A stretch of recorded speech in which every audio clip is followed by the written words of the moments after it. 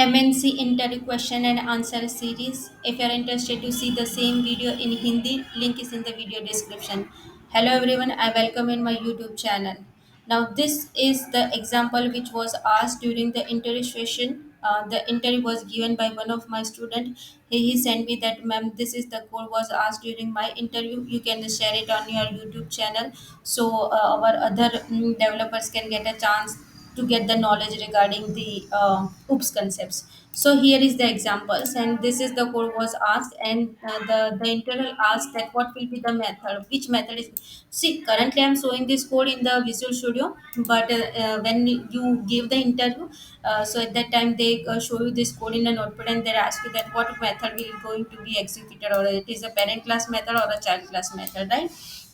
Now let me run these applications, and I hope that you have decided which method is going to be run. Now some of you thought that okay, the child method gets executed when this line number 14 gets hit, but no.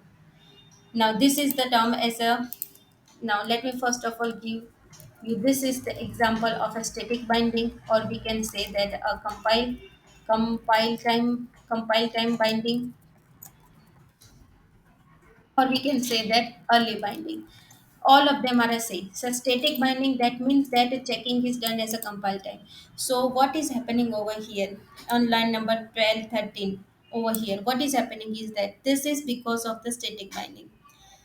The reference type over here is P. Again, I repeat, the reference type is a P determines. So this reference type determines which method is going to be called, even though the instance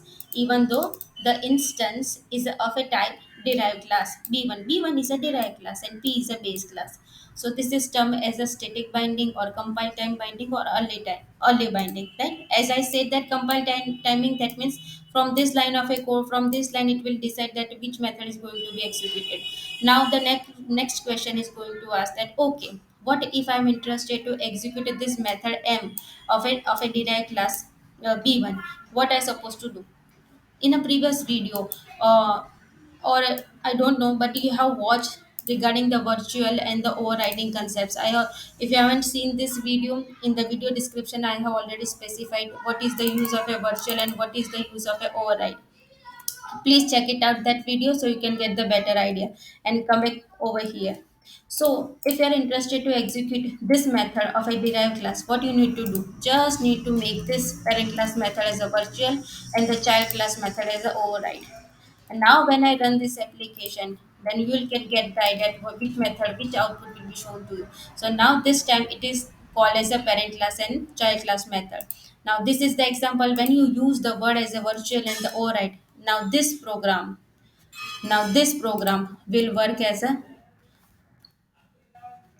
dynamic binding, runtime binding,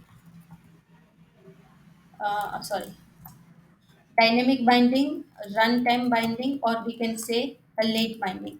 So these are the synonyms. All of them are a synonym: static, compiler, early binding. Earlier example without the virtual and override keyword.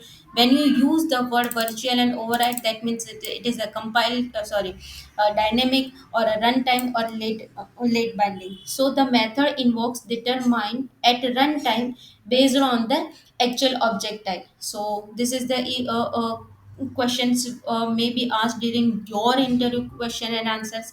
And please send me your code if you have it, because like I'm interested to expand my community in a larger way. So our colleagues, those are the part of our YouTube channel, can even get a chance to work in a leading IT company. See, you are able to perform simple insert update delete operation, which is quite common, but if your oops is not clear, you are not allowed to enter in the premises of a leading MNC company. So make sure that is your oops is clear. And I'm making the series in which I'm covering all the oops concepts in a C# language. So please subscribe in my YouTube channel, share this video so other people can get the guidance. So thank you very much. I see you into the next video. Goodbye.